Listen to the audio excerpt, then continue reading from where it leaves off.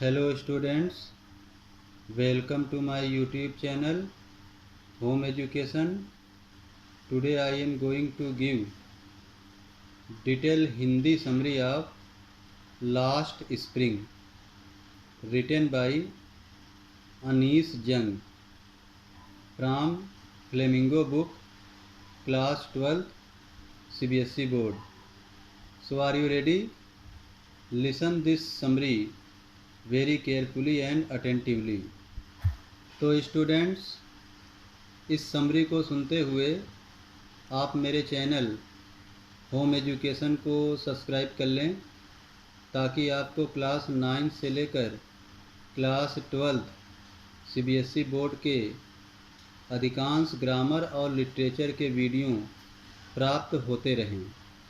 तो स्टूडेंट्स, ये जो आपकी स्टोरी है लास्ट स्प्रिंग, इसमें राइटर अनीश जंग ने चाइल्ड लेबर्स पर आवाज़ उठाई है, यानी जो बच्चे मजदूरी करते हैं उन पर आवाज़ उठाई है।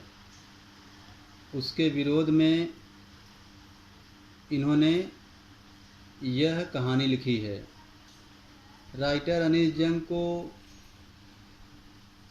चाइल्ड लेबर पसंद नहीं था, वह चाइल्ड लेबर नहीं लाइक करती थी।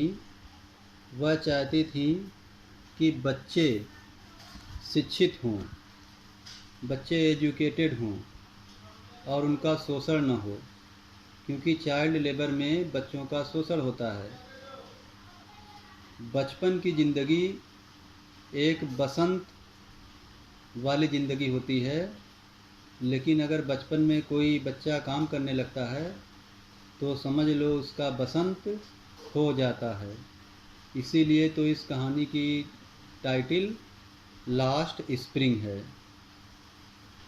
तो राइटर अनीश जंग ने इसमें दो प्रकार के बच्चों की कहानी के द्वारा चाइल्ड लेबर पर प्रहार किया है।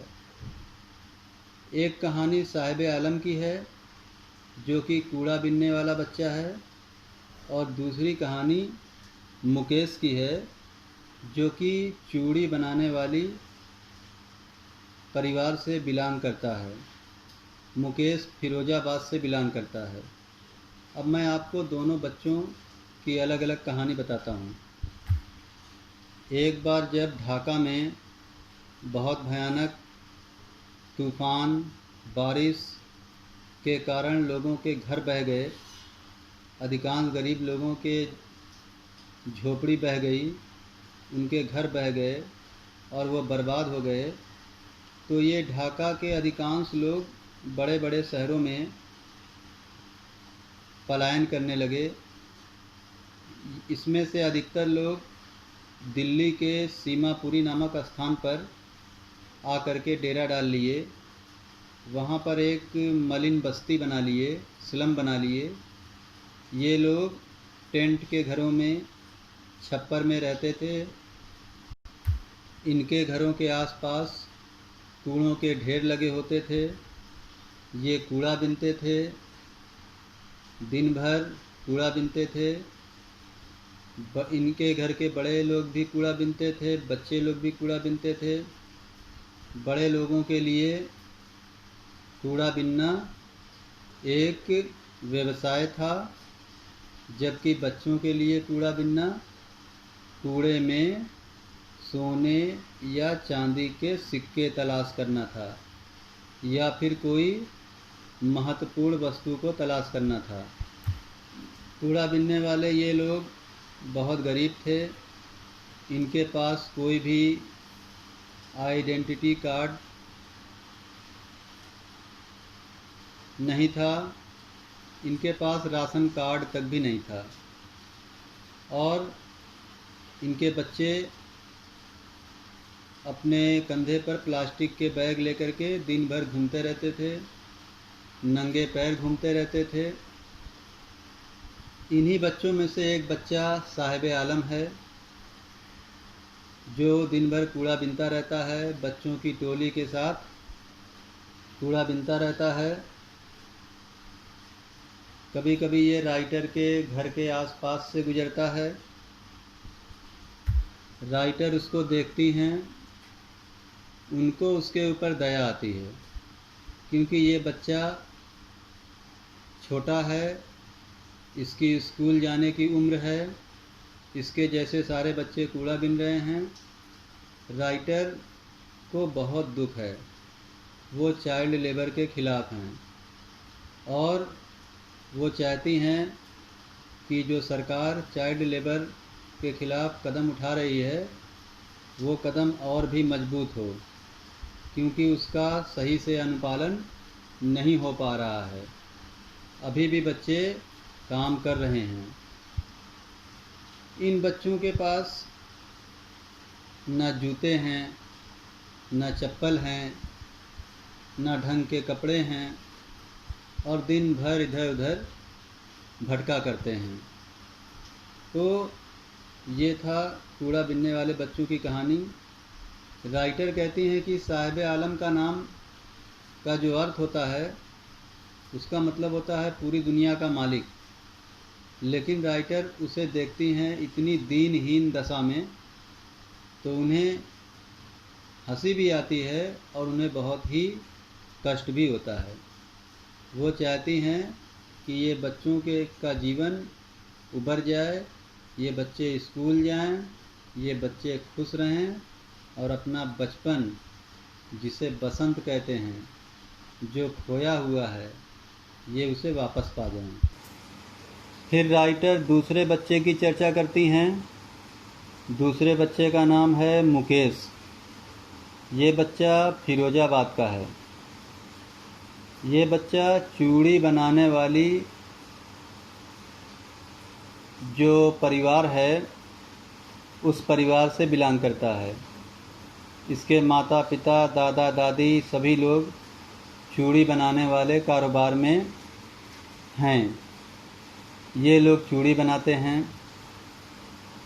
ये लोग बहुत गरीब हैं, छोटे छोटे घरों में रहते हैं। ये छोटे छोटे घर तंग गलियों में हैं। इन गलियों में धुआं है, धूल है, प्रदूषण है, गर्मी है। मुकेश के दादा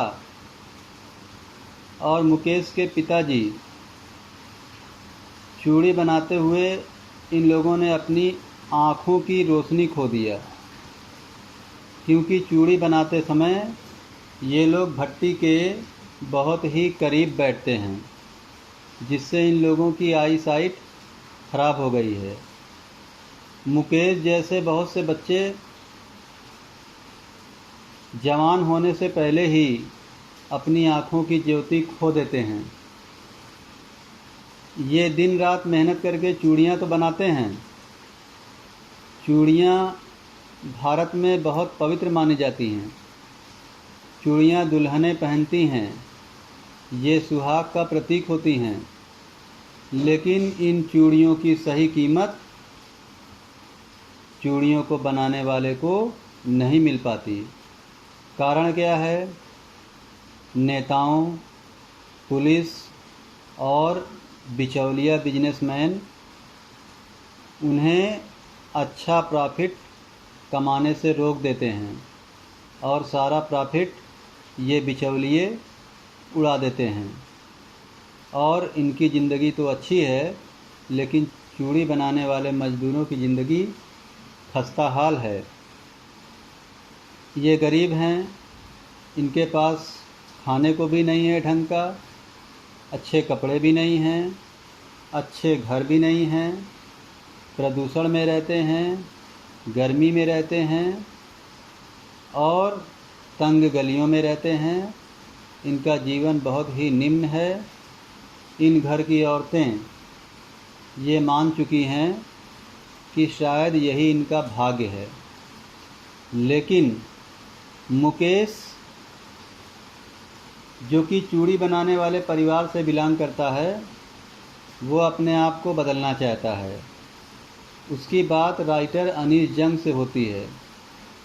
जब राइटर अनीस जंग पूछती हैं, तुम क्या बनना चाहते हो, तो वो लड़का बोलता है कि मैं मोटर मैकेनिक बनना चाहता हूँ, मैं गाड़ी चलाना चाहता हूँ, मैं ड्राइविंग सीखना चाहता हूँ। तो जब राइटर कहती हैं कि तुम एरोप्लेन चलाना क्यों नहीं सीखते हो, तो वो लड़का बहुत ही समझदारी से जवाब देता है कि फ़िरोज़ाबाद के आसमान पर बहुत कम एरोप्लेन उड़ते हैं, इसलिए एरोप्लेन उड़ाने का काम वो नहीं करेगा। मतलब वो ये कहना चाहता है कि काम ऐसा करेगा जिसमें उसे रोज़ काम मिले और प्रॉफिट मिले, इसीलिए वह चूड़ी बनाने वाले काम को छोड़ना चाहता है। हालांकि मोटर का जो गैराज है, मोटर गैराज बहुत दूर है और मोटर गैरेज जाने के लिए उसे काफ़ी पैदल चलना पड़ेगा, लेकिन फिर भी वो मैकेनिक बनना चाहता है, गाड़ी ड्राइविंग सीखना चाहता है। तो कैसी लगी आप लोगों को ये कहानी? ये दोनों कहानियाँ चाइल्ड लेबर्स पर आधारित हैं। दूसरी वाली कहानी में, मुकेश वाली कहानी में, मैं एक बात ये भी बताना चाहता हूँ, लगभग 20,000 बच्चे ऐसे हैं जो चूड़ी बनाने वाले काम में लगे हुए हैं और उनकी ज़िंदगी बर्बाद होती जा रही है, आँखों की रोशनी ख़राब होती जा रही है, इनका बसंत खोता जा रहा है, लेकिन मजबूरी में वो काम करते ही जा रहे हैं। इनमें मुकेश जैसे बच्चे बहुत कम हैं जो मोटर मैकेनिक बनना चाहते हैं या गाड़ी को चलाना सीखना चाहते हैं और अपना रोज़गार बदलना चाहते हैं। तो राइटर अनीश जंग ने इन दो कहानियों से ये कहना चाहा है कि चाइल्ड लेबर बहुत बड़ा पाप है,